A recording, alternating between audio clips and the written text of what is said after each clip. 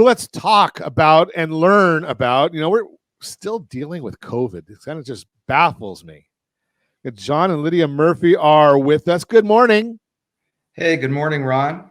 Good morning. Glad to have you with us. So let's talk about what is an employee retention credit.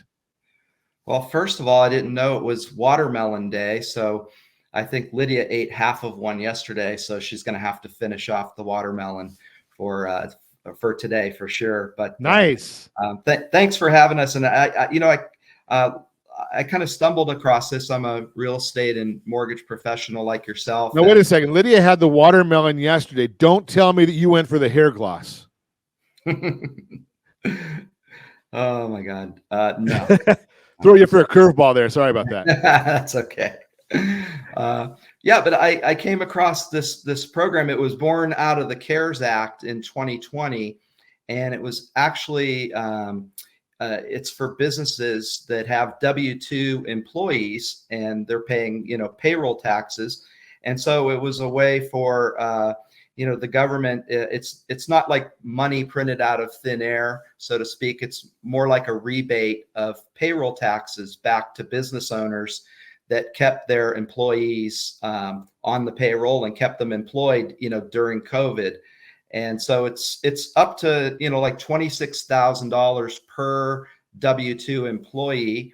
And the employer can use the money or this, it's really an overpayment of payroll taxes, and they're allowed to use the rebate, so to speak, for any purpose. So wait, back up. What do you mean by an overpayment of payroll taxes?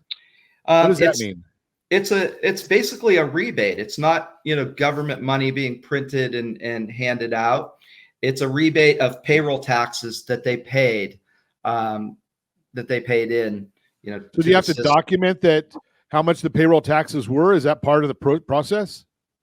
Yeah, it's not a loan. So when they get their money, they don't, it's just, it goes straight to them. But they do have to produce documents to document it. Essentially, it's the 941 quarterly reports and payroll to match. And they produce the documents, and our partners calculate exactly how much they're going to get in the form of the rebate. And then it's a game of hurry up and wait for the checks to come. It typically takes about 6 months for them to start. 6 months. Yeah. I think you have about 6 minutes to pay your payroll taxes, and they give you 6 months to get them back. Well, it's hard to get the money back from Uncle Sam. We all know that. So. Isn't that the truth? So do you get a percentage of what you paid in, or how's that calculate, or what's the, how does everybody get 26,000? Is that just a flat number? That's like the maximum you can get. The calculation depends on, how many hours the employees worked and what the actual payroll was. And if they did receive PPP, that there's a reduction in the amount that they actually get. But 26,000 is the max per W-2 employee. Okay, so if your people are, like many people are in real estate where they're 1099, that doesn't count then. Unfortunately, it doesn't. Although I have had some real estate people that have like paid W-2 processors or assistants on their teams qualify, but 1099 does not. Okay, so this you say that, I think on one of the areas it's called an employee retention credit. So do you actually get a check back, or is it a credit off of your taxes, or how does that work? That's a great question. You actually get a check back. So, before the check comes, you'll get this notice of overpayment, and then the checks start coming in, and it's a physical check, and it comes from the Treasury. Interesting. Okay, and do we have to pay it back, or is it like that PPP? You had to figure out. Sometimes you paid it back. Some people didn't have to pay it back, or you had to apply once you went through that. How is this retention credit work? Yeah, they don't have to pay it back. In fact, the very first client that I had, he's a friend, and he owns a tire recycling plant in Texas with about 50 employees. And he was really skeptical of the whole program. People were telemarketing, calling him. He saw it on the TV and the radio and so forth. But when I brought it to his attention, he goes, John, I know you and trust you, so I'm going to apply. He goes, but I'm certain I'm not going to get it because I made more money during COVID than before. And he was onto something there, because in the beginning, the only way to qualify was through revenue reduction when they rolled it out in 2020. But in November of 21, they revised the program where businesses could qualify with a full or partial suspension of operations. So you might see restaurants that would only do takeout, or they put up the plastic shields and only let every other table be served and that sort of thing. So that would be a partial, suspension of operations. But in the case of my friend, he qualified because of supply chain disruption. So he, number one, he made more money during COVID. Number two, he did get PPP. And so he thought for sure that would disqualify him. But he was eligible because of this big tire recycling shredding machine that was on back order for well over 18 months. And so that was the component, the supply chain. And, many or a lot of businesses suffered supply chain disruption during that time. And so that can be pretty interesting, because I think almost everybody had some sort of supply chain issues. I mean, maybe they just couldn't get their trash bags in time or whatever. So you might have to have your consultant be a little bit creative on getting that supply chain discussion. We're going to continue that conversation when we come back. We're continuing our conversation, learning about the employee retention credit. John Murphy is with us. We're learning about this credit, who gets it, who qualifies. One of the things, John, I always worry about on these things, especially when you start looking at, the government, and not that I don't trust the government, but I don't. You look at some of these things and you say, okay, they changed the rules in November. Are they going to change them again? Do we have a long time? Do we have to get on this right away? What's our story here? I'm told that there's maybe up to 20 months left. So, the program is alive and well. It's just, we're just trying to reach out to businesses that maybe haven't heard about it or haven't found out if they're eligible or not. And back to that Tom story, it warms my heart, because when he got about 800,000 in credit back, and he was waiting on the last. Whoa, back up.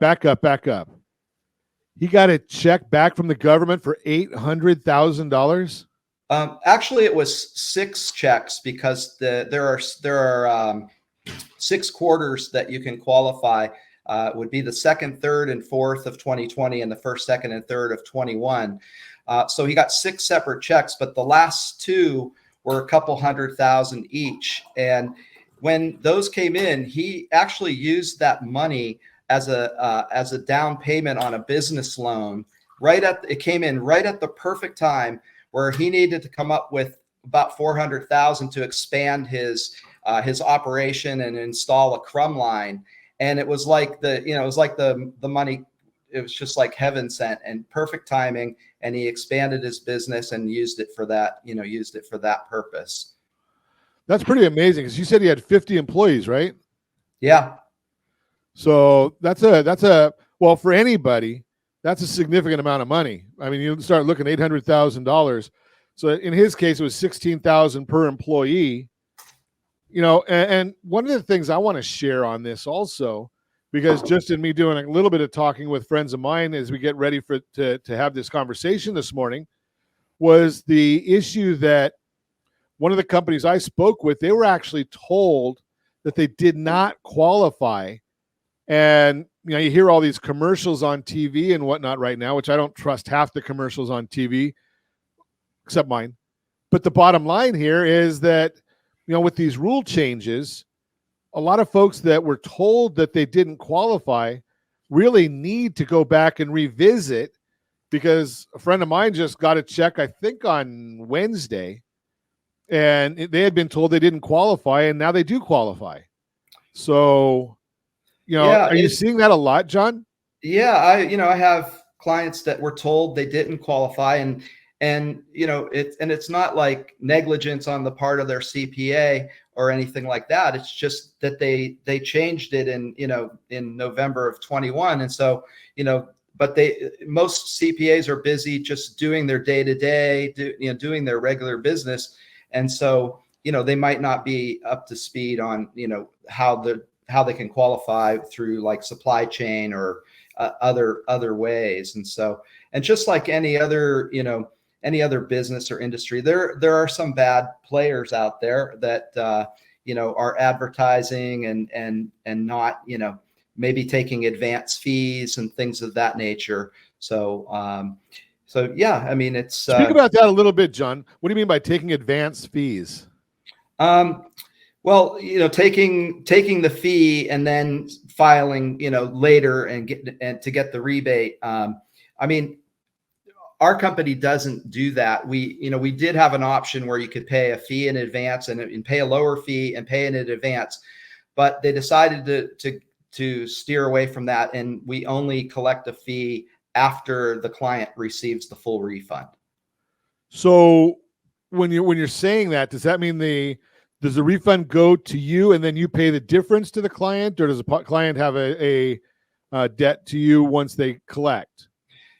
Great question. Yeah, the refund goes directly to the client, and then before they filed it with the IRS, they just sign a fee agreement. And so after the client gets their checks, then we send them an invoice and they pay the fee. And how does that work? Is it expensive? Or, I mean, is it like, you guys get 90% and the client gets 10, or how's that? It's the fee is 15%. There are some competitors out there that charge more than that, but what I found is that all the businesses I've dealt with were okay with the fee, simply because it was like found money. It was Sure.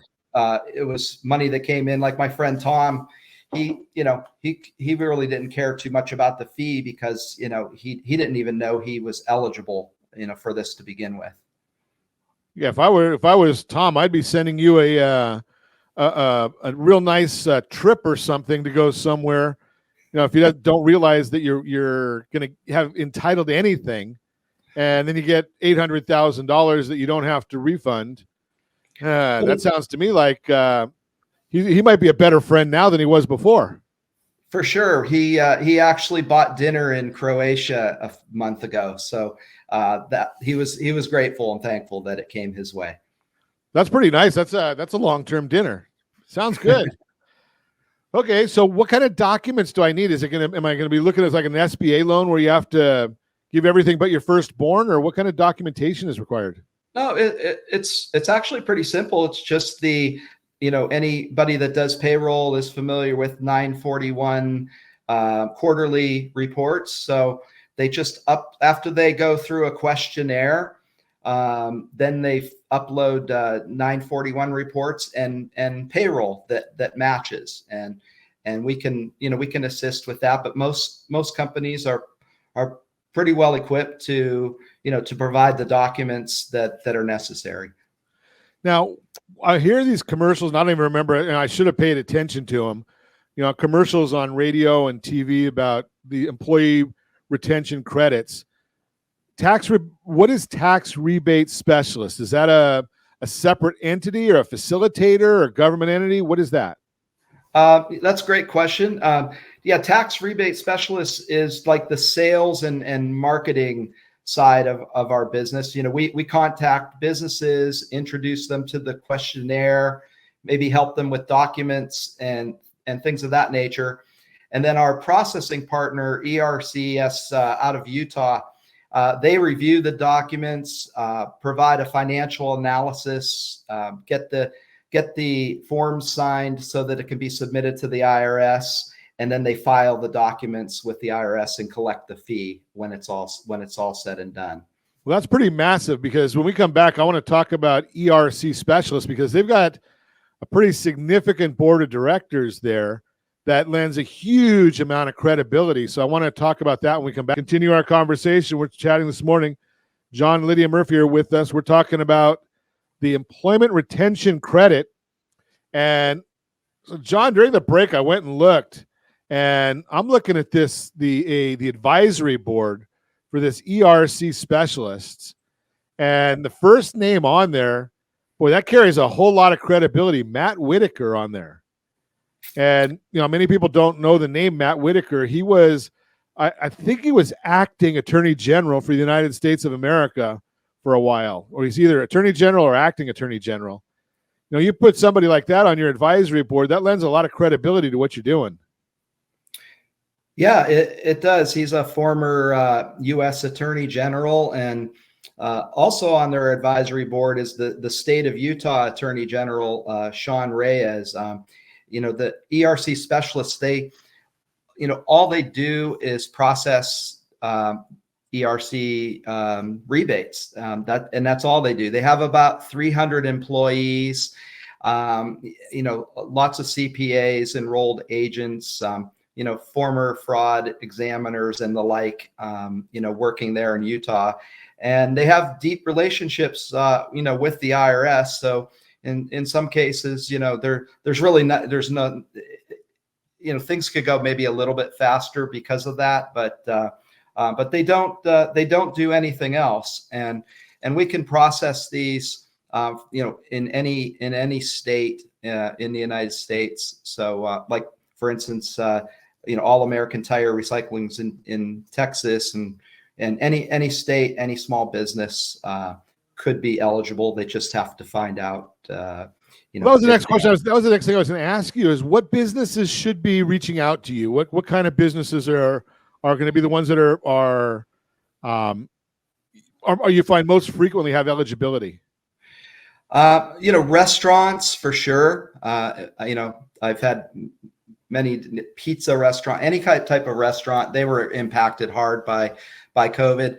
Auto body, paint and fender comes to mind just because of the supply chain. They couldn't get, equipment and supplies, but any business that, was affected by COVID, it's like a self-attestation when they fill out the questionnaire.